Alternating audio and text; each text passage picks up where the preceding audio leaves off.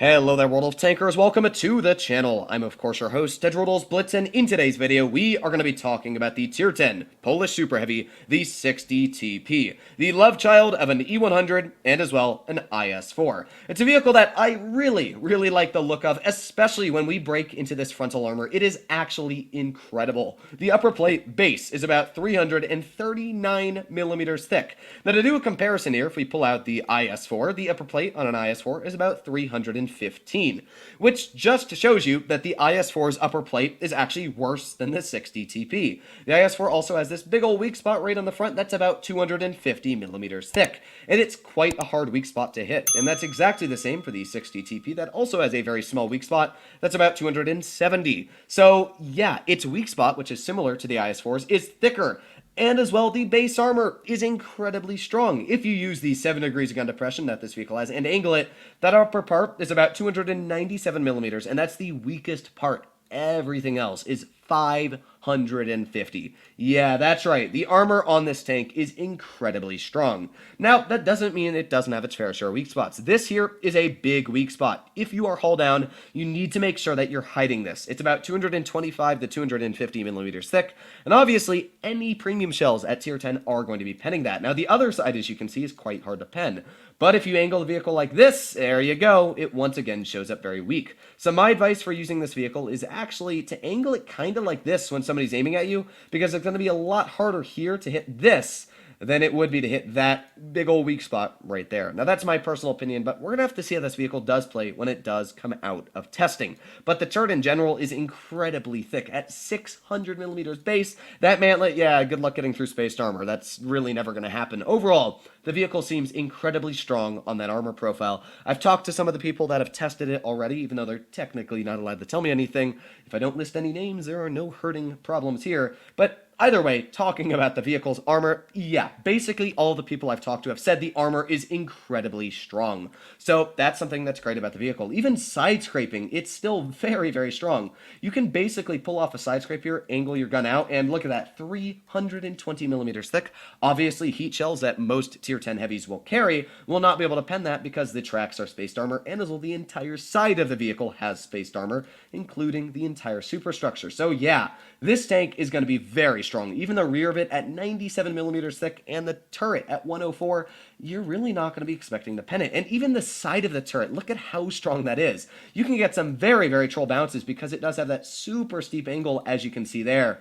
So yeah, the armor on this tank is fantastic. It's, I think, honestly, one of the strongest tier 10 armor profiles in the game. But now we're going to be breaking into a replay of this vehicle where we can actually show you guys how it's going to play, where I did encounter another fellow Void member, which would be Andy Poo in his 60 TP. Now, this game is going to show a lot of the weaknesses of the tank. That turret ring weak spot, we're going to be showing that, but as well, where the vehicle is able to perform strong. Now, thankfully, I died quite early in this battle, and what's good about that is it's going to show you that the 60 TP, I can just go over to him as I'm dead and spectate him just like he was playing the tank normally. So, you'll notice that the 60 TP just about reloaded a little bit longer than my T110E4. Now, what that means is that it's got about a 14.12 second reload for 560 damage per shot.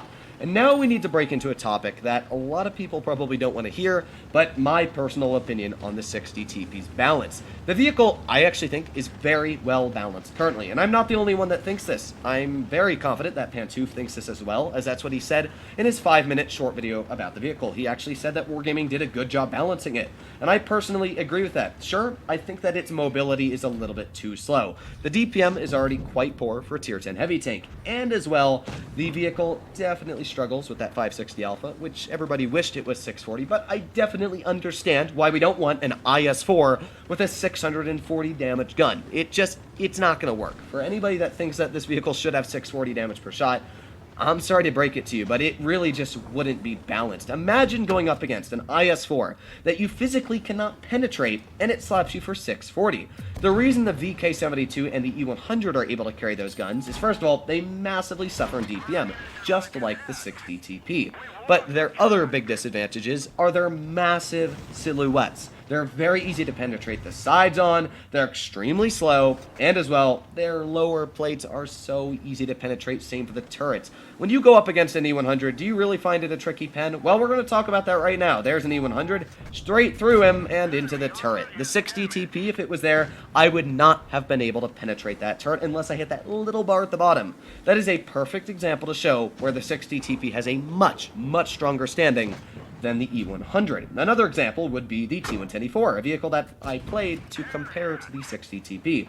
This vehicle has a similar rate of fire. It does have much more DPM, but when you think about it, the E4 is basically very similar. It's got a decent turret, decent mobility, and as well, it's got very good penetration.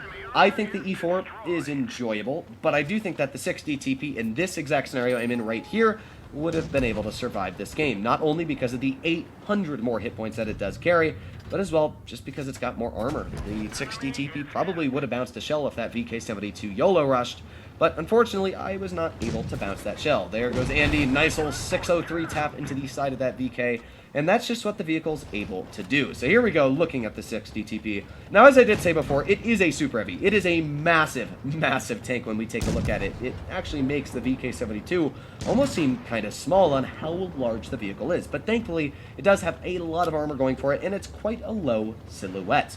Now, the thing that I wanted to talk about is that for all the people that say this vehicle is not going to be good when it comes out, in the current, at least, evaluated state, I have to disagree, as I did say before. And the reason, a perfect example to counter anybody saying that it's going to be bad, is these are probably the same people that also try to counter that the Kronvong was going to be bad. I personally thought the Kron was going to be great when it was being statistically tested, and would you look at that, but the Kron now has been released, and it's been nerfed twice, as in Update 8.2, it'll be officially receiving yet again another nerf.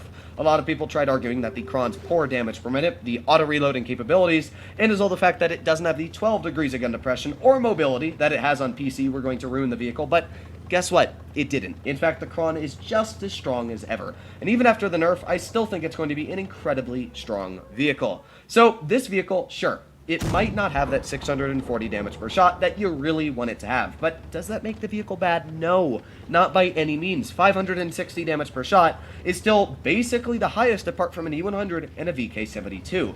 And what do we have here? A E100 going up against the 60 TP. Now in this scenario here, the 60 TP is very strong. It is hull down, which is going to make it incredibly good. But the E100 is going to get a very nice penetration, a very lucky penetration to be at that, into the side of the turret. Now, as I did say, that is a big weak spot. In fact, if we go bring up Armor Inspector right now, we can look at that weak spot, and that's about 333 millimeters thick. Now, sure, that's actually very strong, but it was a very lucky pen, if I do say so myself. We all know the accuracy of an E100, so the fact that that did manage... Oh, no, we're scrolling back and forth. Oh, no, I gotta get rid of the reload now. There we go. Okay, we're all back. The fact that that shell did manage to penetrate that little itty-bitty bar, and you're going to see that this E100 gets a heck of a lot luckier here. Again, penetrating that bar, actually no, that's just a lower plate. That's expected, to be fair. But to be honest, the biggest thing that Andy could have done here that would have made the 60 TP basically impenetrable would have been the face hug the E100. He would have not only had a much easier time penetrating that E100, but as well, by the way, yeah, I don't really know what to say about that. That's just unfortunate for the 60 TP. I'm not sure if that's a bug in testing currently where the mantlet's just weak, or that's actually meant to be there. But again, you can see Andy is getting very nice shells in here. And if he hadn't have bounced that one shell, he would have been about 600 hit points up, and as well, he probably would have been easily killing this E100, as it would have been dead. So that's the 60 TP for you. It seems pretty dang good. In this battle here, Andy was able to show the strengths, and as well, that big ol' weakness on that lower plate, and as well the turret. Now this shell, again, went straight into the lower plate, which is a big ol' weak spot, and Andy somehow managed to bounce the E100 on the side of the turret. But there is actually good news. Because this vehicle has 560 damage per minute, he actually out-reloads the E100 Exhibit A. So there are some advantages here.